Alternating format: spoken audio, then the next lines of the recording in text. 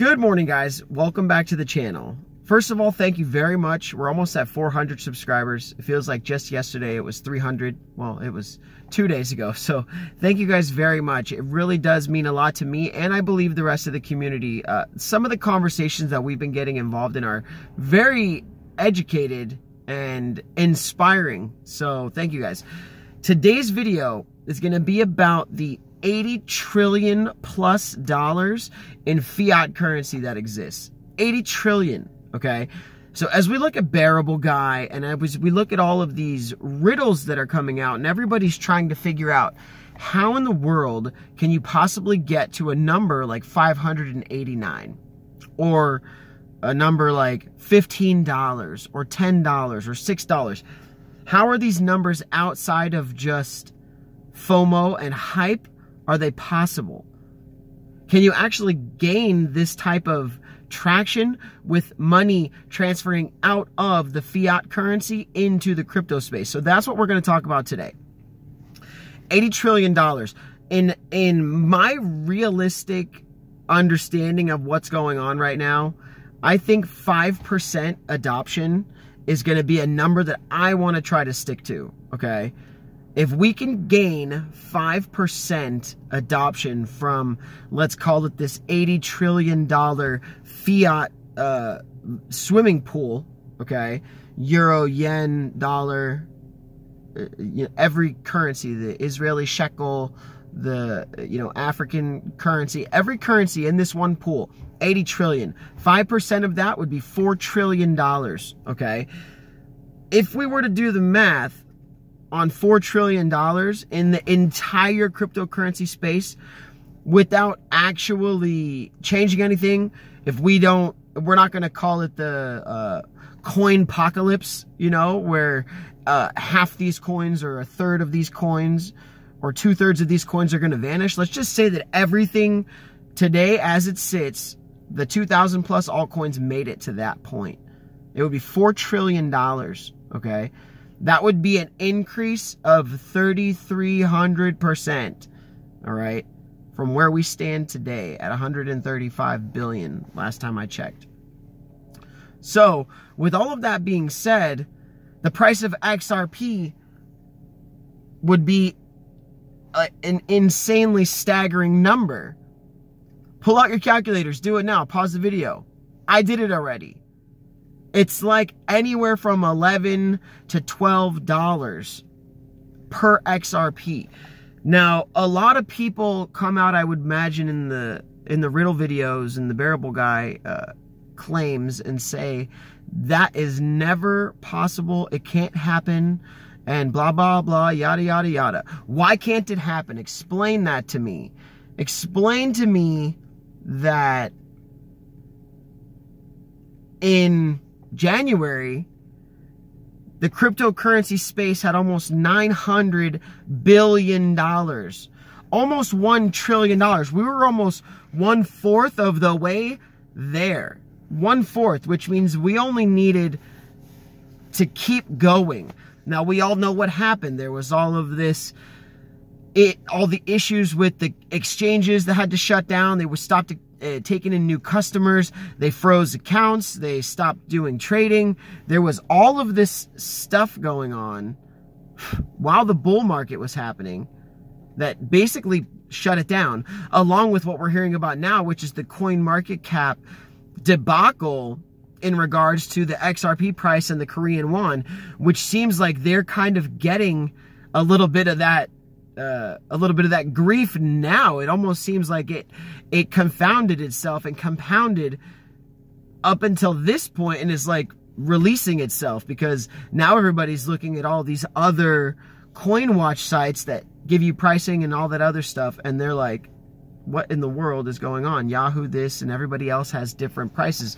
I think that this is an important thing that's coming out of the G20, is that all of the people in the G20 meeting that happened, which is all the heads of states that got together, they decided that they're going to have uniform, yeah, quote unquote, but they're going to try and have some type of cohesiveness on their regulation around cryptocurrency, which I think is also really amazing, because if that's what we're hearing, if they're actually discussing cryptocurrency at that meeting, it's over.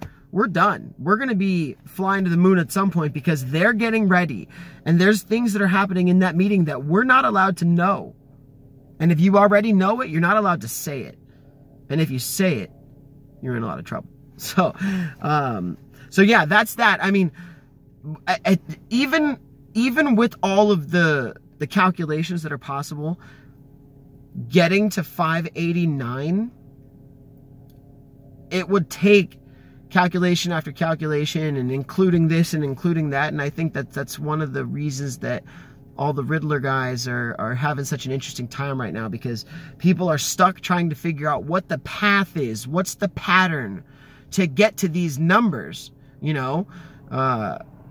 Is it M2 money supply? Is it only this? Is it stocks and bonds and housing? And is it everything kind of switching over, full monetary flip over into cryptocurrency? And if that happens, will that just be solely the cryptos that we see now, or will most of them go away and new ones pop in? If you look at the top 10 or 20 or 30 list from 3 or 4 years ago, you wouldn't know most of them, okay? So you got to be on the lookout of what to forecast in this. We're forecasters, we're predictors. People are coming out with the numbers that they want and the time frames that they want and the things that they need to happen in order for those to come true. Let's take it even farther. So if we were to just gain the 80 trillion, if we were to just get the 80 trillion that existed, that would be a 296 time increase, okay, from the 135 billion that we exist now. The max XRP price that I calculated using that is $207.20. That's not a price to snicker over. That's seriously like insane, okay? But if that happens, I don't know that we're going to necessarily be valuing our XRP or our assets in US dollar anymore. I think at that point, excuse the gardener next to me, I think at that point we're going to be valuing things in whatever the newest asset class is, or the newest set of rules or terms, okay? Just like in Venezuela currently, if you want to take your girlfriend out to eat at a restaurant, you have to bring a suitcase full of money. And I'm not kidding you, I'm not exaggerating. You must take a whole suitcase with you to go eat so that you can pay in stacks of cash and leave a whole mountain of money on the table to pay for your meal. So that is the inevitable future and fate of all paper currencies, unless they were sustainably and reasonably backed by a physical asset, like the way the US dollar used to be in regards to the gold and silver standard that used to exist before 1971. So, you know, you just got to be careful, because sometimes riddles are not riddles at all. They're just posed in the form of a riddle to get the speculators and the conspiracy theorists to come out in force and to question what's really going on. I think that is a cue for me with the gardener directly next to me right now. I do really appreciate you guys joining my video. And if you guys have any comments or questions, please do leave them down below, okay? Because I feel like there's some really smart, educated people that watch this video specifically, and it's not a ton of them. We got about 175 views on yesterday's and 400 on the days before, but of those views, the viewers are very smart. So take advantage of these community members here. I mean, really, reach out to us. Reach out to them. They're just, everybody's so willing to help and make sure that you get the right information, that you feel like you're being supported while all of this mayhem is going on, because that's what we are. We are a support-driven community. We want each other to succeed, and we want each other to be happy with our investments and in our lives. And that's the reason why we continuously, as uploaders, put our time and our effort and our passion into these videos and record them over and over again and upload them to you, the same people who we are interacting with on a day-to-day basis. So seriously, thank you guys so much.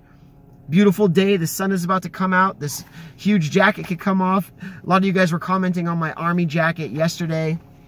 It is it's actually an Air Force jacket, and it's a jacket that a friend of mine gave me, who was in the Air Force, and I do really support the military, and I think that military does a great thing for us, and if you're a believer in protection and state, then the military is something that you should support. The police and fire department as well, especially during this holiday season, as most of them are spending time away from their families. If you see one, go up and give them a hug. Or if you were formerly in the military, just know that everybody has an ultimate amount of pride and respect and love for what you do and what you've done and the sacrifices. So thank you guys very much. I hope you guys enjoyed this video. Like, subscribe, and definitely comment down below to start this conversation, because the bigger and the bolder this conversation gets, the closer we get to it. Thanks, guys.